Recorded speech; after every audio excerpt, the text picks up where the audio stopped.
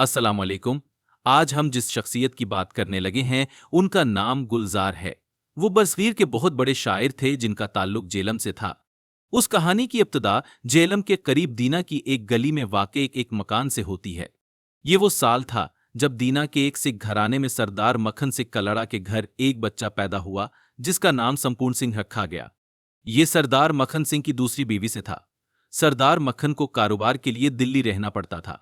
संपूरन सिंह जो बाद में गुलजार के नाम से प्रसिद्ध हुआ, अपनी मां के साथ दीना में ही रहता था, लेकिन मां और बेटे का साथ बहुत थोड़े वक्त तक रहा। अभी गुलजार की उम्र कुछ महीने थी कि इसकी मां का इंतकाल हो गया।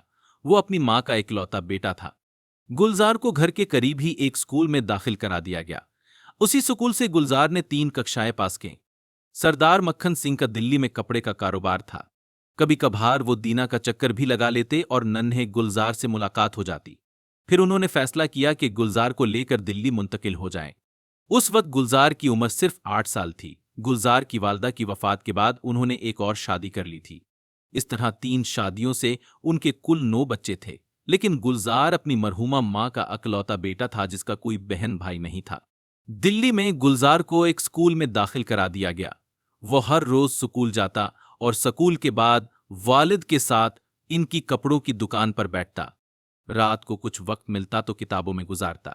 इस जमाने में हर गली मोहल्ले में आने वाली पुस्तकालय बनी होती थी। गुलजार भी एक ऐसी ही लाइब्रेरी का गाहक बन गया।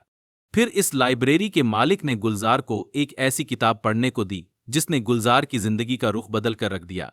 ये मारूफ बंगाली ज्ञानी और शायर राबंद्रनाथ टैगोर की नज़मों का तर्जमा था। उस किताब ने गुलजार को उम्र भर के लिए टैगोर का गरीब बना दिया। ये गुलजार के नादारी के दिन थे। दिन भर मेहनत के बाद जब रात होती तो वो सोने के बजाय किताबों के मुताले में गुजार देता। मुताले से उसका जी अब लिखने को मचलने लगा था। उसकी उम्र 12 साल होगी जब उसकी पहली नज़म अखबार में शाया हुई। और गुलजार के वालिद के लिए इतने बड़े खानदान की परवरिश आसान काम ना था। अब वो मुकाम आ गया था जब वालिद ने गुलजार को दिल्ली से मुंबई भेज दिया। गुलजार दिल्ली छोड़कर मुंबई आ गया, जहां इसका सोतेला भाई जसमीर भी था। गुलजार भी एक मोटर वर्कशॉप में काम करने लगा, जहां उसका काम रंगों को मिलाना था। यहां वो पहले खालसा कॉलेज और फिर नेशनल कॉलेज में पढ़ने लगा। खालसा कॉलेज छोड़कर नेशनल कॉलेज होने का बड़ा मंसूबा नेशनल कॉलेज में उर्दू का मजमून था। उर्दू से गुलजार को इश्क था। कॉलेज के दिन रात गुजर रहे थे। हकीकत ये थी कि गुलजार का पढ़ाई में जी नहीं लगता था। तब एक रोज ऐसा आया जिसने गुलजार की जिंदगी को यकसर बदल के रख दिया। वो दिन और इस दिन से जुड़ी तफसीलात गुलजार को हमेशा याद रहेंगी। उस रोज एक दोस्त के जरिए से गुलजार की मुलाकात बिमल रॉय से हुई थी। उन दिनों बिमल रॉय फलम बंदनी बना रहे थे। गुलजार के दोस्त ने बिमल रॉय से गुलजार का तारीफ कराते हुए बताया कि ये शायर हैं और फिल्म के लिए गाना लिख सकते हैं। इत्तफाक देखिए कि बिमल रॉय की जेरे तकमील फिल्म बंदिनी में सिर्फ एक गाना लिखा जाना बाकी था। गाने की धुन पहले से तैयार थी, लेकिन बोल अभी लिखे जाने थे। बिमल रॉय की इजाजत पाकर गुलजार ने तैयारशुदा धुन पर बैठे अपनी जिंदगी का पहला गाना लिखा, जिसके बोल थे, मोरा गोरा अंग ले ले, मोहे शाम रंग दे दे। ये फिल्म की दुनिया में गुलजार का पहला कदम था, जो एक कामयाब सफर का आगाज था। बिमल रॉय की गहरी नजर ने गुलजार के अंदर छुपी हुई क्षमता को पहचान लिया। उसे पूरा यकीन था कि गुलजार की जगह मोटर वर्कशॉप नहीं। बिमल रॉय ने गुलजार को बिमल रॉय प्रोडक्शन में अपने असिस्टेंट के तौर पर काम की प्रस्तुति की। उस मुलाजमत में गुलजार के लिए दिलचस्पी का सामान था। उस प्रोडक्शन के तहत उनकी पहली फिल्म काबलीवाला थी। काबलीवाला गुलजार के पसंदीदा लिखारी राबंद्रनाथ टैगोर की लिखी हुई कहानी थी। वही टैगोर जिसकी किताब बागबान ने गुलजार के काव्यात्मक ज़ौक़ को तहरीक दी थी। बिमल रॉय को गुलजार की सलाहियतों पर इस कदर एतमाद था कि उनकी इजाजत से स्क्रिप्ट में कुछ मकामात पर गुलजार ने मुकालमों में तब्दीली भी की। यूं इस सफर का बाकायदा आगाज होने जा रहा था, जिसमें गुलजार बतौर एक लिखारी के पेश हो रहा था। फिल्मी दुनिया में अब उसका आमना सामना अदाकारों, मौसीकारों, गुलकारों और दूसरे फनकारों से होने लगा। दिन मामूल के मुताबिक गुजर रहे थे कि गुलजार की जिंदगी में एक और मोड़ आया, जब उसकी जिंदगी एक खुशनुमा मंजर से वाकिफ हुई। एक दिन अचानक इसकी मुलाकात बॉलीवुड की हरदिल अजीज अदाकारा मीना कमारी से हुई।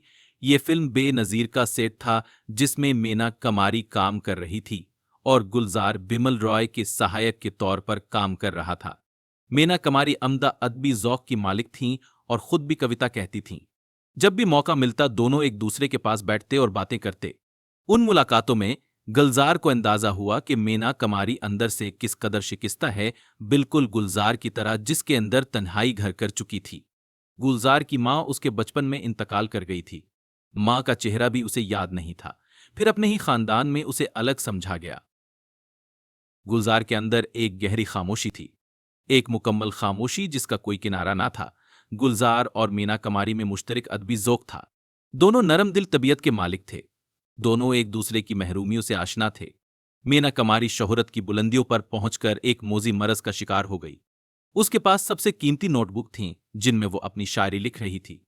दमे आखिर वे नोटबुक्स उसने गुलजार को दे दी।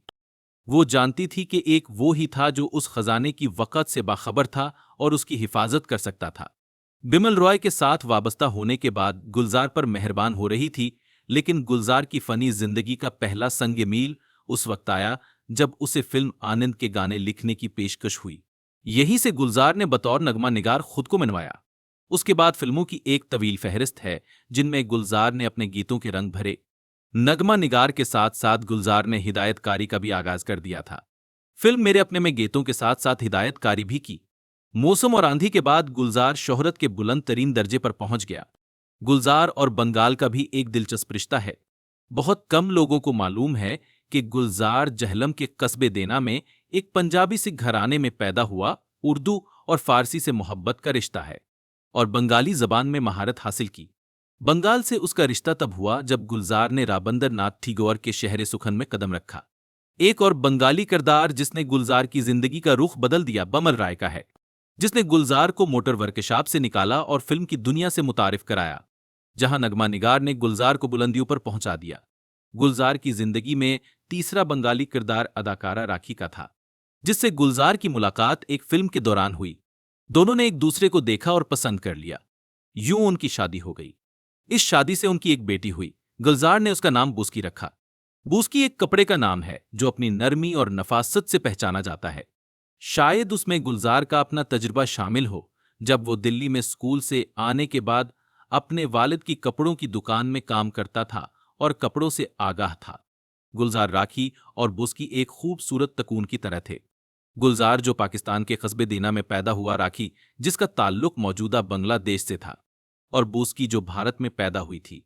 जिंदगी के सुनहरी दिन हंसी खुशी गुजर रहे थे। उन्हें यूं लगता था ये ख्वाब जैसा मंजर कभी खत्म ना होगा। उन्हें क्या पता था कि एक मुश्किल वक्त उनके पीछे आ रहा है जो उनकी जिंदगी का सुकून अपने साथ बहाकर ले जाएगा। गुलजार राखी और बूस्की की हंसती बसती जिंदगी को न जाने किसकी नजर लग गई। वो शादी जो मोहब्बत के बंधन में बंधी थी, ज्यादा अरसा तक कायम ना रह सकी और गुलजार और राखी बाहम रजामंदी से एक दूसरे से अलग हो गए। लेकिन अलग का ये मंजर इनकी जिंदगियों में हमेशा के लिए रुक सा गया। गुलजार की फिल्म आंधी में एक गीत की सतरें देखें तो यूं लगता है ये गुलजार और राखी की जिंदगी की कहानी है। जहां से तुम मोड़ मुड़ गए थे, ये मोड़ अब भी वहीं पड़े हैं। हम अपने पैरों में जाने कितने भंवर लपेटे हुए खड़े हैं। गुलजार ने जिस चीज कॉमिस किया उसे गैर मामूली बना दिया। गालिब के हवाले से यूं तो पाकिस्तान और भारत में फिल्में भी और ड्रामे भी, लेकिन गालिब पर गुलजार की लिखी हुई टीवी सीरीज सबसे अलग और सबसे जुदा है। उस ड्रामा का आगाज गुलजार की इन खूबसूरत सतरों से होता है। बिल्ली मारा के मोहल्ले की वो तंग गलियां जहां सामने टाल की नुक्कड़ पर बटेरों के किस्से होते हैं, चंद दरवाजों पर पुराने पर्दे लटके होते हैं और शाम के वक्त धुंधलाई हुई रोशनी में अंधेरा फैला होता है। यहां दीवारों से लगकर लोग चलते हैं जैसे चूड़ीवालान की कड़े की बड़ी भी अपनी कमजोर आंखों से दरवाजे टटोलती हों। इसी अंधेरी गली कासम से कितार में चरागों का सिलसिला शुरू होता है और इसी रोशनी के पीछे असद खां गालिब का पता मिलता है।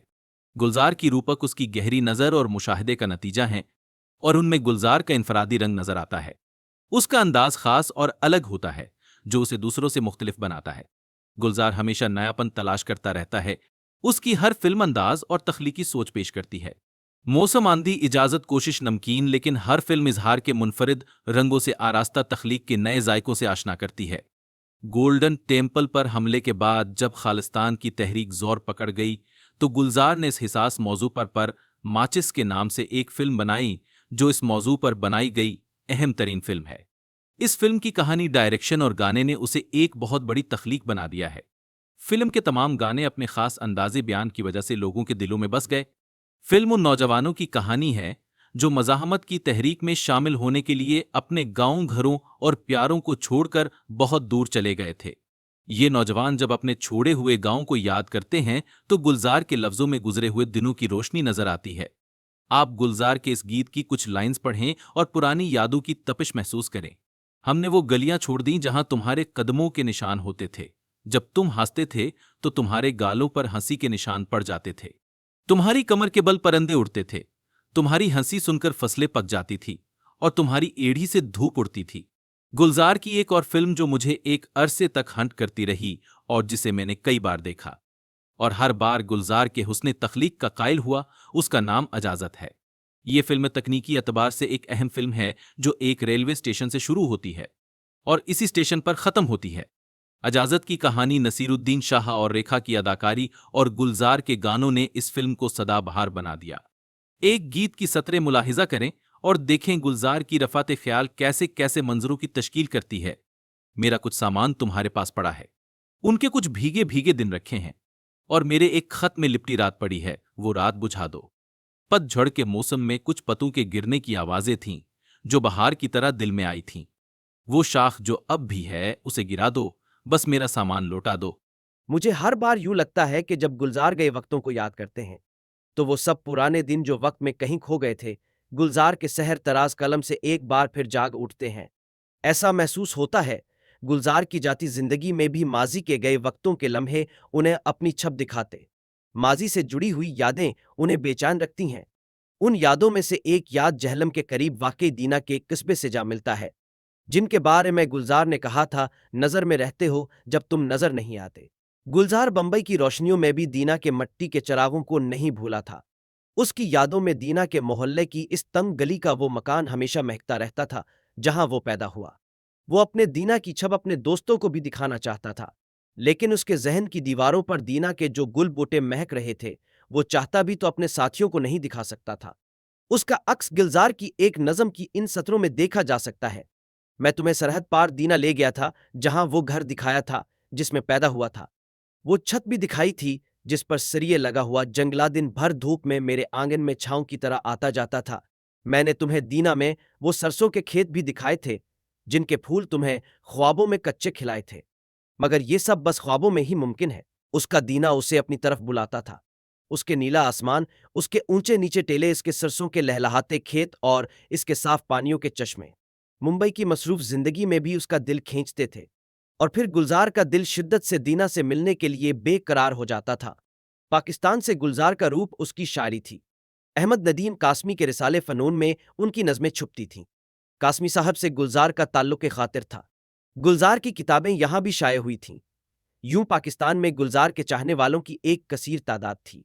गुलजार जब दीना से अपने वालिद के हमरा दिल्ली गया तो उसकी उम्र सिर्फ 8 बरस थी। फिर दीना उसके लिए एक ख्वाब बन गया था। एक तवील अरसे के बाद गुलजार को पाकिस्तान आने का मौका मिला जब अहमद नदीम कासमी साहिब का ऑपरेशन हुआ था। लेकिन गुलजार साहब लाहौर आए मगर अपने ख्वाबों के नगर दीना ना जा सका। फिर दिन महीनों और महीने सालों में बदलते गए। अब गुलजार की उम्र 78 बरस हो गई थी।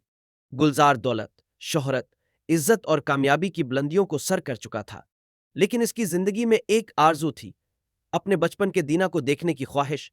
गुलजार को यूं लगता था अब शायद ही वो अपने बचपन को देख पाएगा, लेकिन कहते हैं लगन सच्ची हो तो रास्ता निकल ही आता है। वो साल था जब गुलजार को पाकिस्तान में एक लिटरेचर फेस्टिवल में आने की दावत मिली। 2 दिन लाहौर रहने के बाद गुलजार जब दीना के लिए रवाना हुआ तो दिल की अजीब हालत थी। उसके साथ वाले बातें कर रहे थे मगर गुलजार पूरे रास्ते खामोश रहा।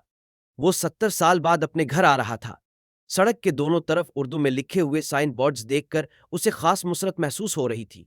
अब इसके सामने दीना का रेलवे स्टेशन था जिसके साथ गुलजार की बहुत सी यादें वाबस्ता थीं। स्टेशन पर खड़े हुए गुलजार के बचपन के वो सारे मंजर रोशन हो गए। उनकी अगली मंजिल वो स्कूल था जहां गुलजार ने 3 जमातें पढ़ी थीं। गुलजार को वो मीठे और रस भरे दिन याद आ गए जब वो टाट पर बैठता था। अब वो अपने घर की तरफ जा रहा था। लोगों का एक हजूम उसके साथ था।